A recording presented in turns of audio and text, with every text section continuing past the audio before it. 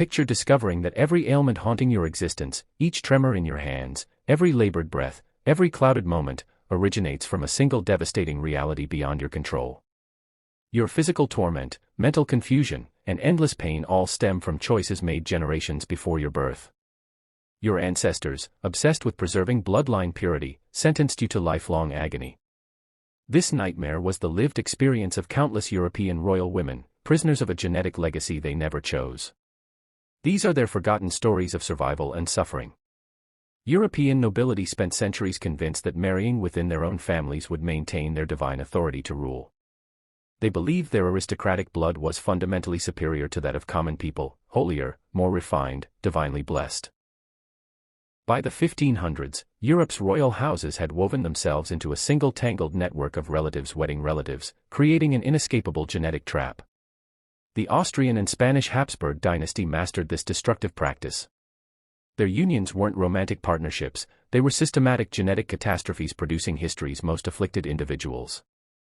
Vienna, 1634, Maria Anna emerged into existence already bearing the Habsburg genetic burden.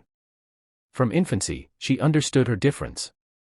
As other children played freely, she struggled with basic movement. Her spine twisted grotesquely, creating a hunched form that made breathing agonizing. Her malformed jaw made consuming solid food nearly impossible. Yet Maria Anna's physical torment couldn't compare to her psychological anguish of comprehending her condition's origin.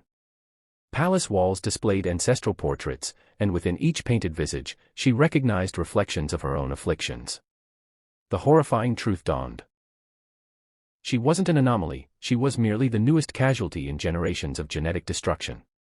Court doctors provided no solutions, only hushed discussions about the family curse while avoiding the obvious truth. Her suffering resulted directly from centuries of cousin marriages. Maria Anna perished at 32, her frame finally succumbing to inherited genetic devastation. Born 1479, Joanna appeared destined for royal triumph. Instead, she exemplified the terrible price of bloodline obsession. Despite her intelligence and education, genetic time bombs inherited from cousin parents ticked within her cells. Following her marriage to Philip the Handsome, Joanna's passionate devotion was branded insanity.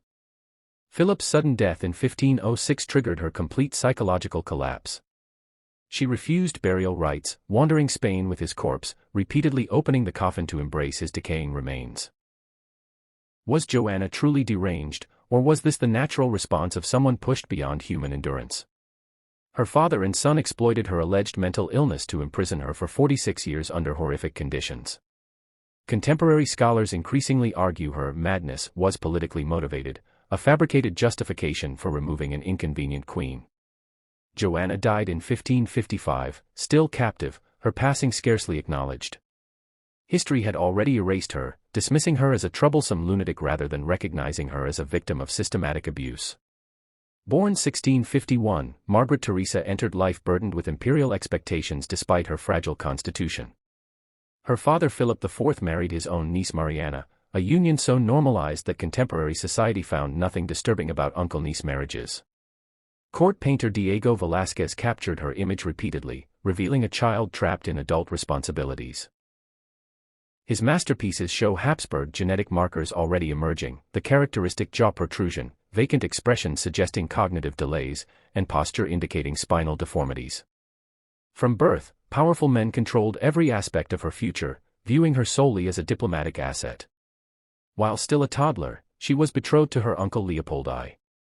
Their 1666 wedding occurred when she was merely 15, her groom was 26. Margaret Teresa endured multiple pregnancies with devastating outcomes. Her firstborn survived only months, her second pregnancy terminated in miscarriage. Even when she finally delivered a living son, celebration proved premature, the infant exhibited severe Habsburg genetic disorders. She died in 1673, 6 years post-marriage, aged 21. Her body simply collapsed under accumulated genetic damage and reproductive trauma. When blood relatives reproduce, offspring face dramatically increased risks of inheriting dangerous recessive genes. In genetically diverse populations, harmful genes remain hidden behind healthy copies from unrelated parents.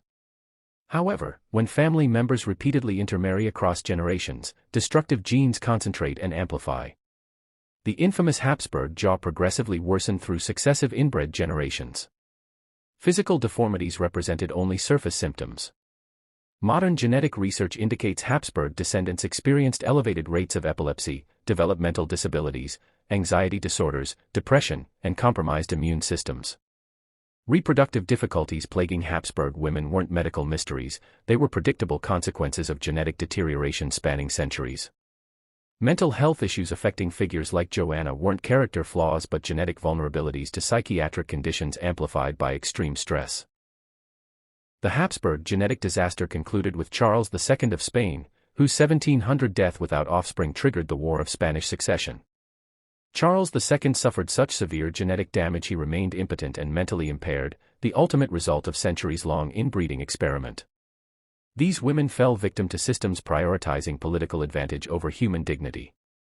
Their suffering wasn't divine punishment or personal failure, but the inevitable outcome of ancestors choosing temporary political gains over genetic health. Their painful legacy transformed into scientific knowledge. Contemporary genetics benefited enormously from studying Habsburg genetic experiments. Their agony advanced our understanding of heredity and genetic diversity's crucial importance. Maria Anna, Joanna, Margaret Teresa, and countless unnamed others were genuine people deserving compassion. Their experiences emphasized the critical need to prioritize human welfare over political calculations and recognize every individual's inherent worth. Ultimately, their silenced voices resonate through history, conveying one essential message: remember us not as royal figures or political symbols, but as human beings who merited far better than the destiny genetics and politics imposed upon us. Honor our memory by learning from our torment, ensuring others never endure the curse of pursuing bloodline purity.